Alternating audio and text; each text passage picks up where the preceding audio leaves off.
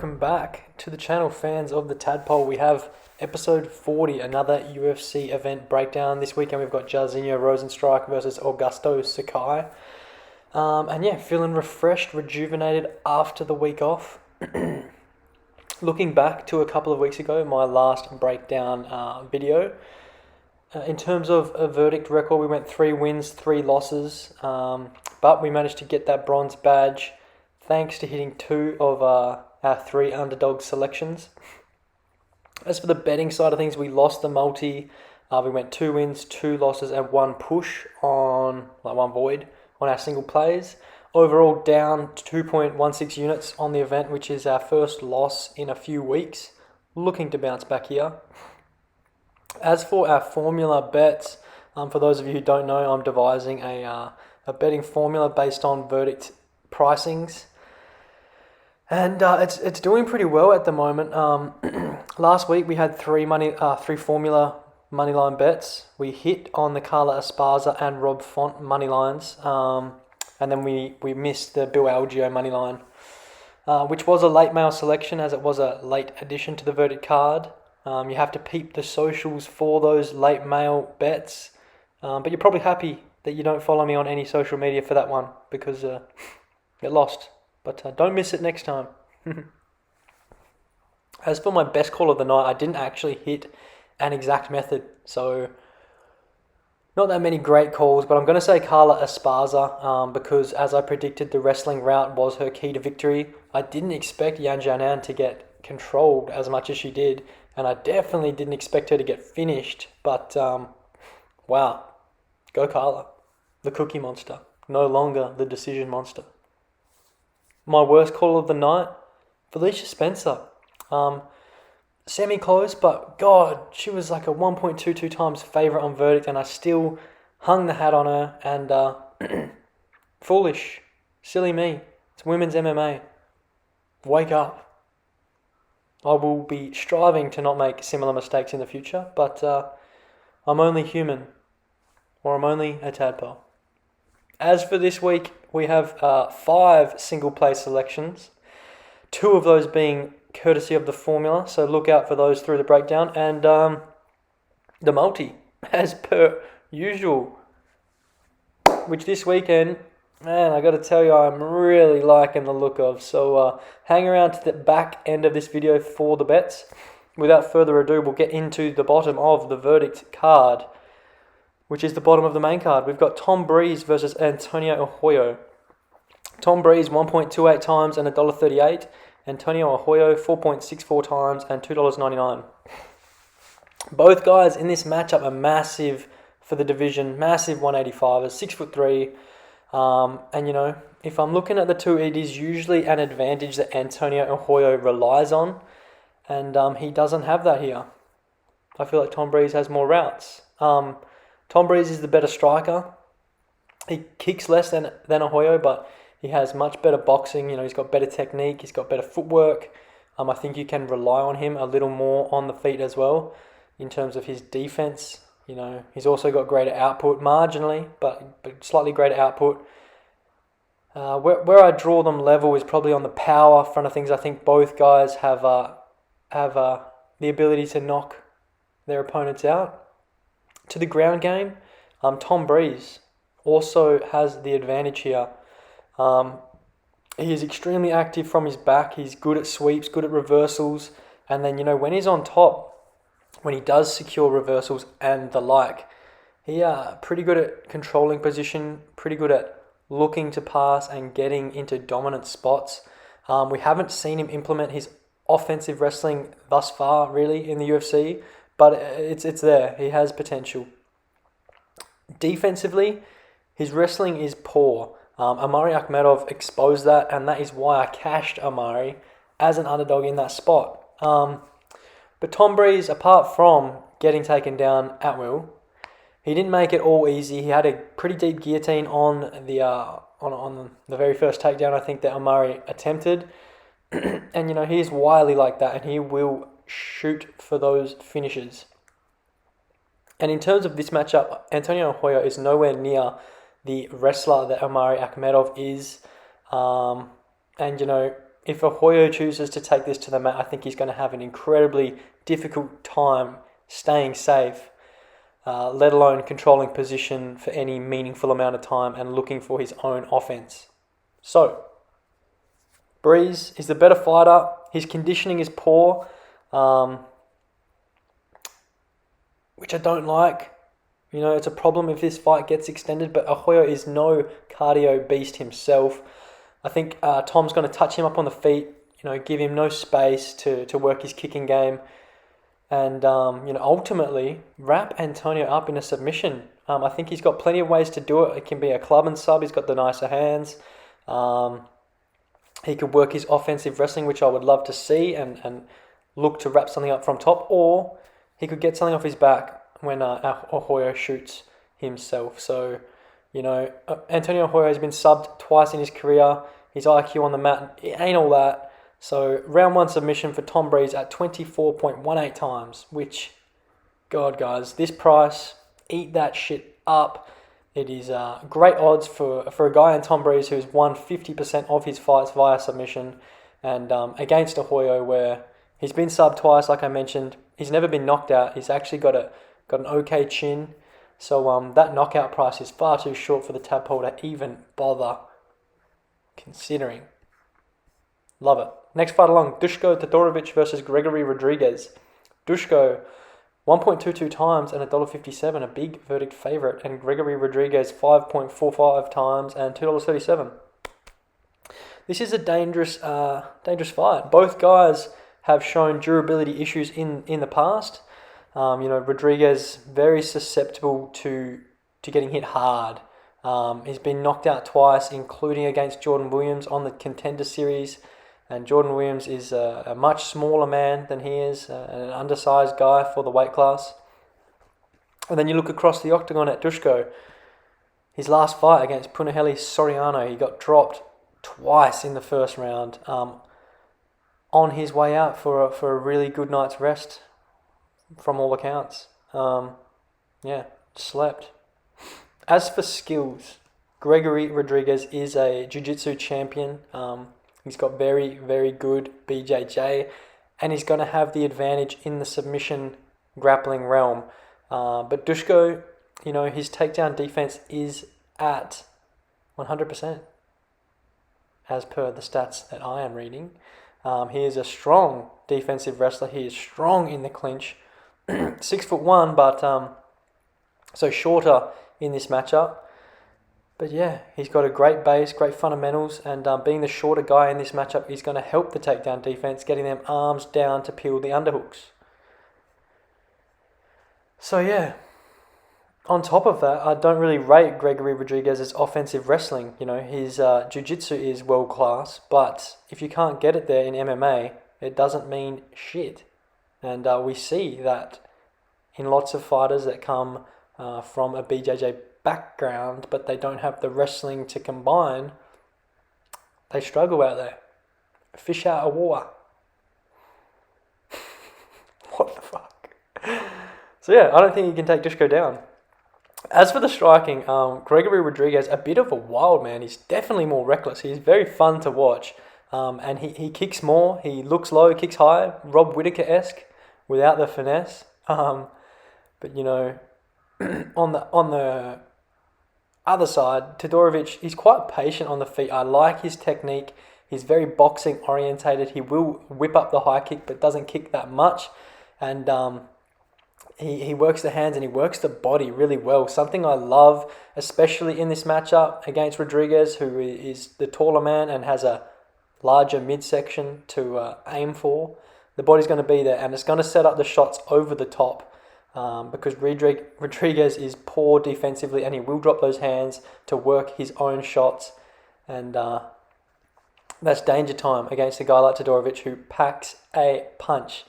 So yeah, I don't mind the knockout play. It is a little short on Todorovic's side. I am siding with Duško, even though he burnt me against Punahele last time out, but I'm actually going to take the decision at 2.85 times. I think he will get the better of the striking exchanges, and I think he's going to wrap up some control time in the clinch where I rate his strength.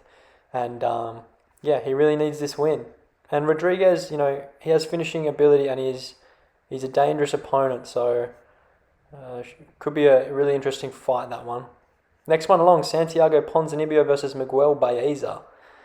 Santiago Ponzinibbio, 1.59 times, the verdict favourite, but the betting underdog, $2.10.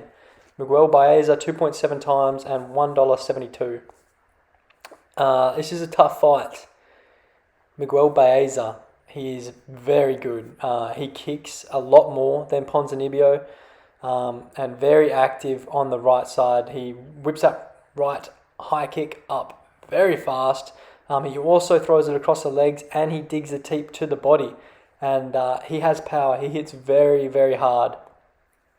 As for his style, reading in a few reads that I've made, I'm not sure if I really like his counter game. It's not true countering in the sense of in transition. What he will do is he'll slip a punch and then he'll come back firing. He'll duck, push weight onto his back leg, and then kind of fire back with an odd looking shot. It's kind of like an uppercut slash a hook, and he'll step through with that as well. Throw that right, and then throw the left straight as well. It's not all that pretty, but it is dangerous, and he has knocked guys out doing just that.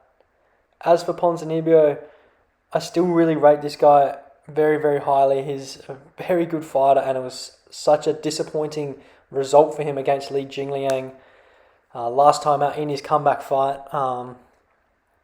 He had a big layoff. Jingliang hits really hard. What Santiago does well is his jab. He is well known for his jab. It's very fast, very accurate, and it sets up the rest of his game because he can kind of assert range, find range, and then assert pressure off the back of that and getting guys' faces, because he is very, very frenetic. He is high pace. He feints a lot as well to keep his opponent guessing, and those few factors I think are going to work very well against Miguel Baeza. Like I said, not a true counter striker on the step back and transition through stances. He explodes back into his opponent and really loads up. I think those feints from Santiago are going to expose that a little bit. That is my thinking. It's going to draw out that bigger counter attack from Baeza rather than the cleaner, quicker counters that someone like Li Jingliang can throw out there. At range, Baeza is very pretty at range. He's very technical. He's got very tight striking. He's got solid defense. Ponzinibbio has to get in his face. Otherwise, this could end up very, very badly for him again. Because, like I aforementioned at the top of this fight breakdown, Miguel Baeza's kicking game is absurd. It is somewhat neutralized in this fight because he is very right side dominant with his kicks, and Ponzinibbio also comes in there as an orthodox fighter, so it kind of closes off them openings for the right side. But Santiago's got to watch out for that one, for sure. So, to my prediction, I think the layoff was a big factor for Ponzinibbio in his last fight. I don't think he looked bad. I've seen a lot of guys coming out saying, he looked washed, he looked done. I think he was just finding his rhythm again. He was getting busy. He was trying to push Lee back. But Jingliang's counter game is very good, and he whipped that left on the step through and got that big shot to land. So, that risk is still going to be there with Baeza. He could put the lights out, but stylistically, I think this favours the Argentinian more. So I'm going to take Santiago Ponzinibbio, and I'm going to take a decision at 3.43 times. Lay that out, fight very disciplined, assert the jab, feint a lot, draw Miguel's big attacks out, big counters out, make him pay, and then kind of win a conditioning battle, a volume battle, and edge the cards. But it is a close fight, so Anybody having a go at Miguel Baeza on verdict at 2.7 times? It's not a bad shout. Next fight along, Roman Daliza versus Lauriano Starapoli. Daliza, 1.35 times and $1.65. Starapoli, 3.85 times and $2.18. I am a big Roman Daliza fan, disclaimer, but he isn't a safe bet at all. No way. He is very, very skilled, but he doesn't push a pace at all. He really lets his opponents work their way into fights. He also makes some suspect decisions on the mat. He frequently goes for submissions over position and, loses dominant spots as a result. And his conditioning is lackluster. It's the only reason the judges sided with Trevin Giles in his last fight. A fight I still do believe Roman Daliza won. But, is Lauriano Starapoli good enough to capitalize on those very, very worrying shortcomings that Daliza possesses? And the answer to that is very, very, very potentially yes. For Starapoli, the volume is there for sure. He's going to be busier than Daliza, and that is going to be a problem. Lauriano always seems to be doing something, and Roman Daliza, his defense is not that great. His head movement is not that great, and Starapoli is probably going to land when he throws, which is going to be more. But I do simply just think that Roman is better. He has bigger power, his leg kicks as well, thunderous. And what I am leaning on is his wrestling. His wrestling is good. Tim Means controlled Lauriano Starapoli for 6 minutes of their fight. And if you need me to tell you guys that is a fucking red flag, then I'll tell you, that's a fucking red flag. I think Roman's going to need to get this to the mat, because in a pure stand-up fight, we have seen those defensive lapses, lack of pace can lose him bouts.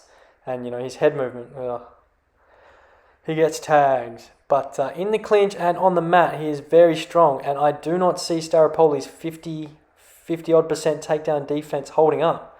And I don't see him being able to shake Roman's top pressure either. And I think that a little more discipline from the Georgian should see him maintain those top spots longer.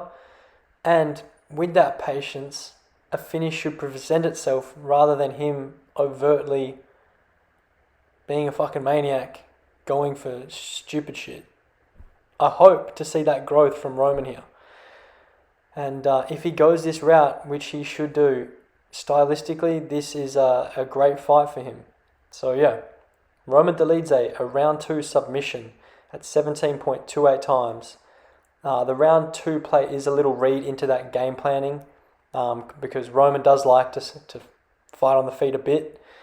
He backs his power and his skill set, and I think he's going to suss Starapoli out a little. But then when the volume and the defensive lapses start to present themselves, I think at the late first round, early second, he's just going to go wrestling, secure it, and realise, wow, I should just be doing this. And fingers crossed, gets the back and gets a rear naked choke or something, If he rolls back on a fucking heel hook in the second or third round, when them's boys sweaty, I'm gonna say fuck you, Roman. But in saying that, if he gets the heel hook in the second or third round, I'll kiss him. Co-main, Walt Harris versus Marcin Tybura.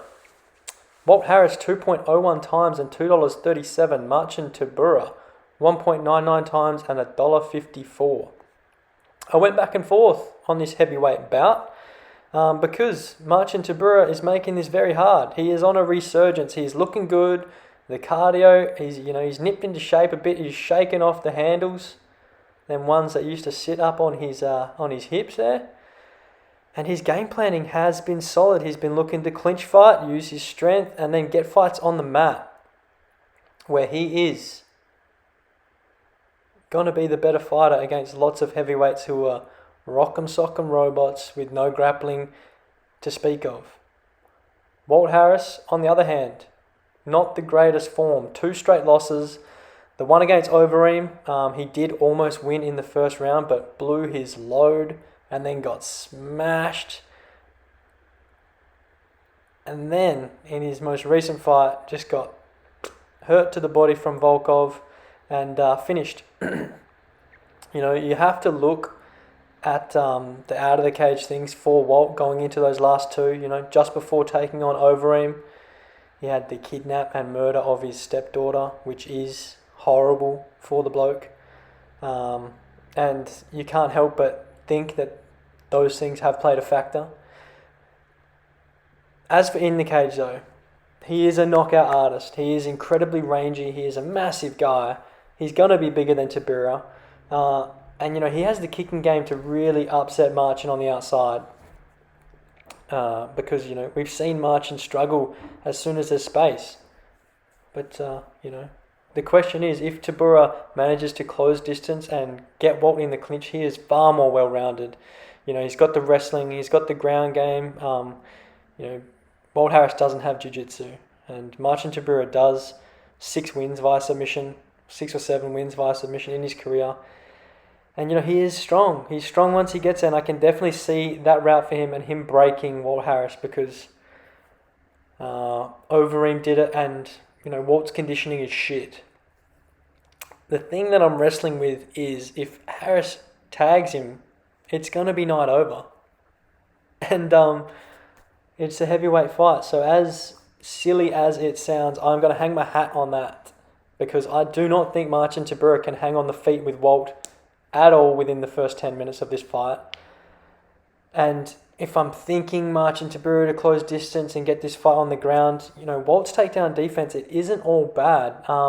When he has the breath in his lungs and he's not exhausted as fuck, he is good at battling for underhooks, circling away, peeling himself off the cage, getting back to the center and then firing back. He's a southpaw and his left straight is money and the right jab, it can definitely present some big problems. And if you're looking at the stats, Walt Harris has actually only been taken down in 5 of 15 UFC fights. And in those fights, he's never been taken down more than the once. So if Marcin Tybura can't take him down more than once, I think he goes out. So I'm on Walt Harris and I'm on a round 1 knockout at 2.98 times. As for the form on that or the method, Walt Harris, all 13 of his wins by knockout. Tybura has been knocked out 4 times. Makes sense. Main event, Jairzinho Rozenstruik versus Augusto Sakai. Jairzinho 1.34 times and $1.85. Augusto Sakai 3.97 times and $1.96. Alright, another heavyweight fight. Sakai, he's going to be the larger man. And he has a more versatile arsenal. He works the body quite well and he has a ruthless clinch game. He's got a big, strong, dominating presence. His knees, his overhands from the clinch, like when he knocked out Marcin Tybura. He's very dangerous in close as well as at range. He's got a good kicking game. But I like Jairzinho Rozenstruik here. I think he hits harder. I think he hits faster. And he has all the tools to win this matchup. Stylistically, this is why. Let me lay out the blueprint. Jairzinho Rozenstruik, he's a very patient striker. And Augusto is the polar opposite, Sakai is very, very reckless. Very reckless with his entries. He lunges forward into combinations to get his flow going, and he does not return his hands to his chin. That's something Rozenstruik is going to capitalize on because his counter game is super slick. The step back left hook, that is his money shot. He even does something very few fighters do. He does a step back low kick in terms of a counter shot, which is maybe it only works at heavyweight because guys move a little slower. But he can step back foot and whip the front leg kick out across the legs, and it just stunts further forward movement, which is going to be a big problem for Sakai, who likes to take 2 or 3 steps forward on his combinations. That's going to be a big problem. It's going to stop him in his tracks, like a train with nowhere to go. I also think Rozenstruik is just the better striker. He's definitely the better kickboxer. He does have a volume deficit that comes with the more patient approach, which could be a problem if this fight gets extended and sees the cards, because Sakai, even though I feel like his combos may get stunted, he does combo better and his volume is higher. But I see him getting countered hard on his reckless entries, and when that happens, he's not going to complete his combination. It's going to somewhat nullify his volume advantage. And I think he's going to get fucking slept. His legs are also going to be fucked. Rozenstruik's leg kicks are horrible. So it's not going to be pretty for Sakai sitting at range. It's not going to be pretty when he tries to close range. He could have some moments in the clinch if he managed to get his hands on Jairzinho, but we'll see about that. I think Rozenstruik will do enough. So Rozenstruik, second round knockout at 1.53 times. Disgusting odds, really. There's no value at all. So for the XP chasers, do what you want. Do a Rozenstruik submission. I don't give a fuck. But that's what I'm on. That's it, guys. Before we close out, let's hit the bets up real quickly. Like I said in the top of the video, there's 5 single plays.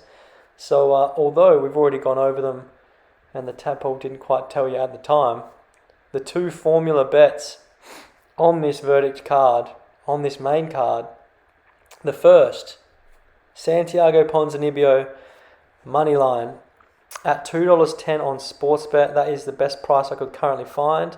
That is a perceived 21% edge.